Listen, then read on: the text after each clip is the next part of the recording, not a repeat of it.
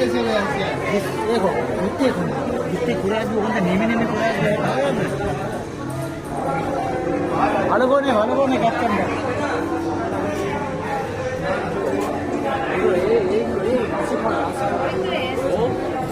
বল কি করছিস?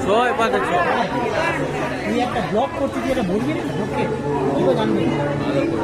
এদিকে দেখা দাদা, আমরা রাশি টিপলে সিংহ রাশির জন্য এখানে বোতাম দেওয়া আছে।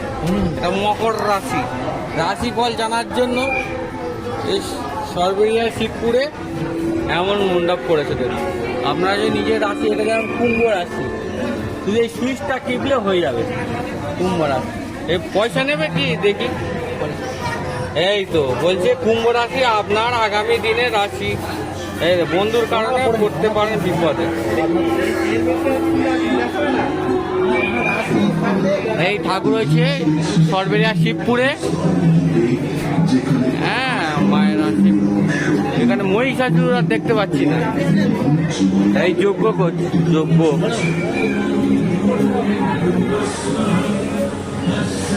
এই হচ্ছে মহিষাসুর, হ্যাঁ। আর এই চারদিকে টাক ফাঁক হচ্ছে, ভালো ভালো টাক টাক করে। এটা সরবেরিয়া শিবপুরে, আপনারা যদি আসতে চান পাহাড়পুর থেকে 10 কিলোমিটার দূরে, খুবই ভালো করে মহিষাসুর মূর্তিনি।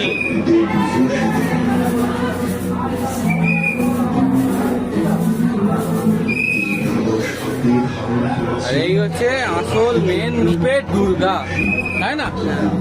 এই হচ্ছে আসল মেন দুর্গা, এই বারোয়ারি পুজো।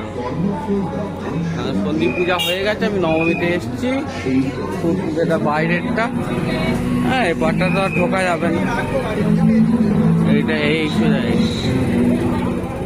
চলুন মায়ের কাছ থেকে বিদায় নিয়ে এরা যায় বাড়ির দিকে, এপার দিয়ে চলে যেতে হবে। রাখলাম, ধন্যবাদ মা।